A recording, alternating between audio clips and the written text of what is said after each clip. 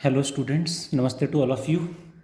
Today in our chapter 4, 11th class, we will discuss about vectors first and then projectile. So let's start with the vectors. So first term is, what do you mean by scalar quantities? नाम सबने सुना होगा, पहले भी थोड़ा बहुत पढ़ा है, ज़्यादा तो नहीं, डिटेल में अब पढ़ेंगे. What are another one? Vector quantities क्या होंगी, एक एक करके दोनों को डिस्कस करेंगे. What are स्केलर्स, जल्दी से रिप्लाई करें, सबको पता होगा. The physical quantities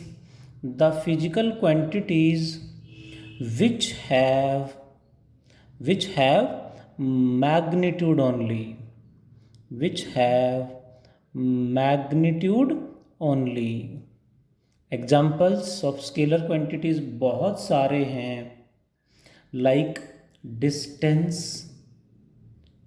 speed, work,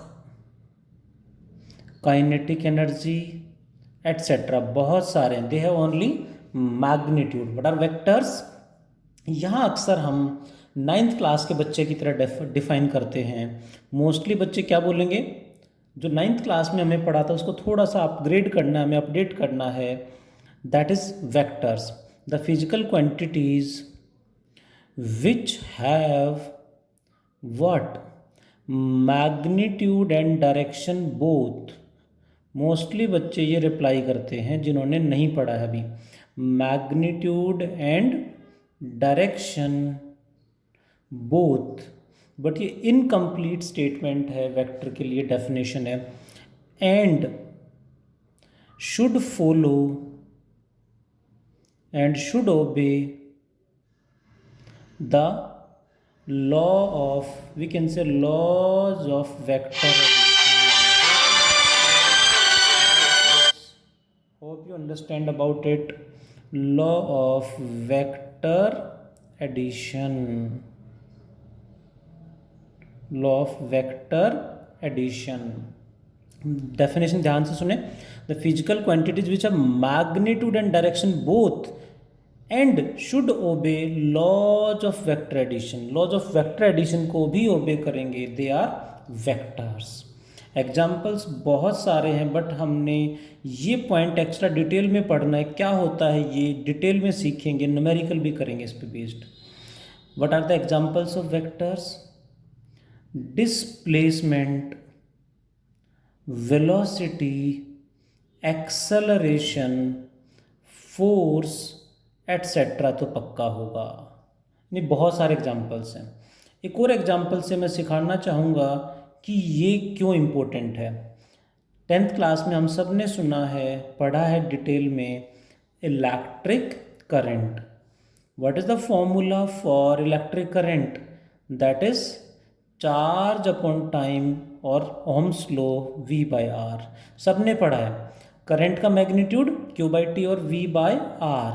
question is what is its direction? What is the direction of current? सबको पता है, positive to negative terminal of the battery through the circuit means positive to negative. So current has magnitude as well as direction, so it should be a scalar or vector. तो क्या करेंगे mostly बच्चे reply? Scalar. क्या करेंगे reply? Scalar या vector? अब बहुत सारे बच्चे बोलेंगे सर डायरेक्शन भी है तो वेक्टर होना चाहिए, और रिप्लाई भी वेक्टर करेंगे. बट करंट इज, ध्यान देंगे, current is a scalar quantity. अब क्वेश्चन आया वाई स्केलर? इसके पास तो मैग्नीट्यूड एंड डायरेक्शन बोथ हैं. It has magnitude and direction both, but तीसरी कंडीशन ये सेटिस्फाई नहीं कर रहा है. It is a scalar because ये वेक्टर एडिशन को, hope you are getting the language, को फॉलो नहीं करेगा या नहीं करता. करंट मैग्नीट्यूड भी डायरेक्शन भी, बट वेक्टर एडिशन को फॉलो नहीं करता. दैट्स वाई डायरेक्शन होते हुए भी स्केलर। ऐसे और भी बहुत सारे एग्जाम्पल्स हैं जिनके पास मैग्नीट्यूड भी है, डायरेक्शन भी है, but law of vector addition follow नहीं करते, इसलिए डायरेक्शन होते हुए भी स्केलर हैं। प्लीज़ ध्यान देंगे इस पॉइंट पे। सो वेक्टर होने के लिए important is magnitude and direction के साथ important is laws of vector addition follow करना इज कंपल्सरी, इसके बिना वेक्टर नहीं होगा। Like pressure, surface tension, pressure भी हम सब ने सुना होगा, वो भी डायरेक्शन होते हुए भी स्केलर है। आगे बढ़ते हैं। What is representation? What is representation of a vector? किसी भी वेक्टर का रिप्रेजेंटेशन क्या होगा? A vector is represented by a line with an arrow head. This is magnitude, this is direction. इसे बोलेंगे tail of the vector and this is head of the vector. Geometrically representation है ये। Alphabetically letter with arrow head, letter is the magnitude, arrow head is the direction. Alphabetical representation and this is geometrical representation of a vector, ध्यान रखेंगे। Next, there are few type of vectors, छोटे छोटे terms हैं, definition है जो हमें पता होने चाहिए। Like what do you mean by equal vectors? What do you mean by equal vectors?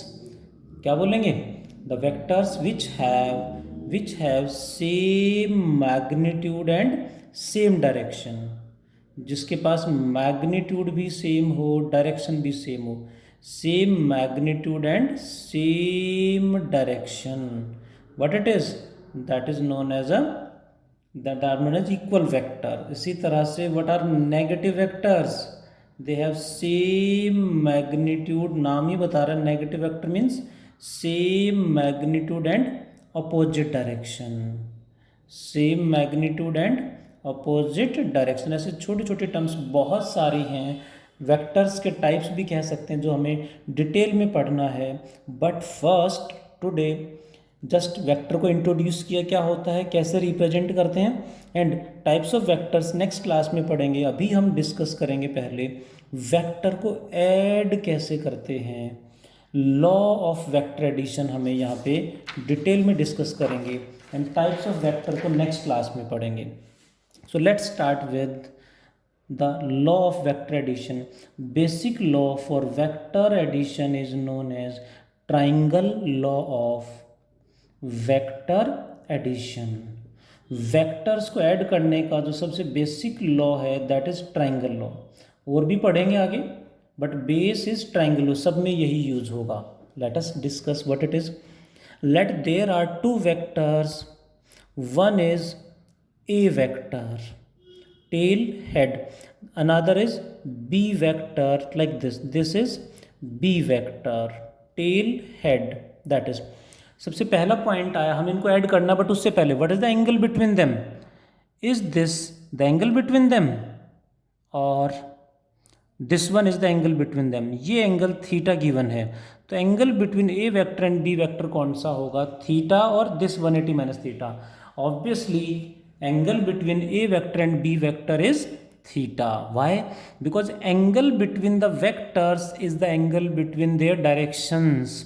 जहाँ भी वेक्टर्स इंटरसेक्ट कर रहे हैं, टच कर रहे हैं, वहाँ पे डायरेक्शन देखेंगे। यहाँ पे ए की डायरेक्शन इधर है, मतलब इधर है, और बी की डायरेक्शन इधर है, यानी इस पॉइंट पे दोनों की डायरेक्शन के बीच में एंगल जो होगा वही इनके बीच में एंगल होगा। Angle between vectors is the angle between their directions which is theta, not this one. ध्यान देंगे। Next point, what is their sum? हमेशा फर्स्ट वेक्टर की टेल एंड सेकंड वेक्टर का हेड ज्वाइन कर दो तो वो हमेशा आएगा दोनों वेक्टर्स का एडिशन। What it is? दोनों वेक्टर्स का एडिशन, यानी ये बन जाएगा A vector plus B vector equals to resultant vector R vector. यानी दोनों का सम क्या आ गया? R vector equals to A vector plus B vector. कैसे? हमेशा ध्यान रखेंगे, फर्स्ट वेक्टर की टेल एंड सेकंड वेक्टर का हेड ज्वाइन कर दो, रिजल्टेंट वेक्टर का हेड भी सेकंड की तरफ होगा। This is the vector addition. Now resultant vector के पास मैग्नीट्यूड भी है, डायरेक्शन भी है, दोनों हमें कैलकुलेट करने हैं।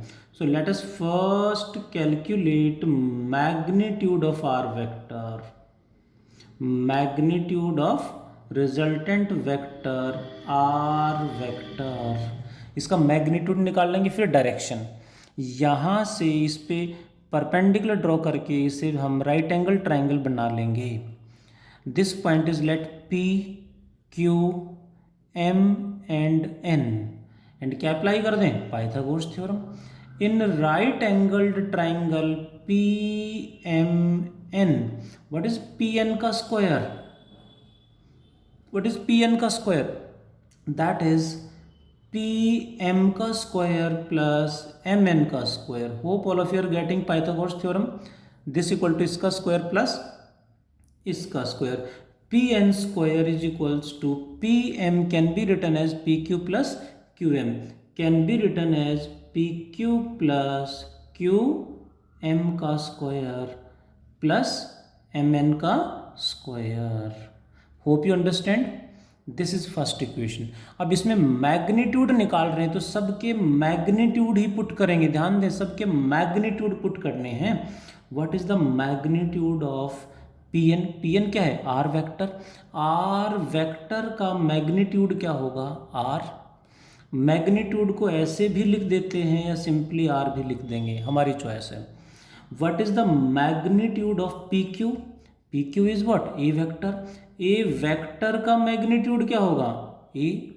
This is next. What is Q M? Q M की वैल्यू क्या होगी? मैग्नीट्यूड क्या होगा? ये तो गिवन ही नहीं है।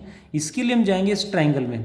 इन दिस ट्राइंगल, इस ट्राइंगल में हमें ये साइड पता है बी, ये साइड बी इसके साथ थीटा एंगल बना रहा है। ध्यान देंगे, ये बी इसके साथ थीटा एंगल बना रहा है। जिसके साथ एंगल बनाएगा वो हमेशा कॉस, यानी ये बी है तो ये होगा बी कॉस थीटा, और इसका परपेंडिकुलर ये हो जाएगा B sine theta. Hope you understand.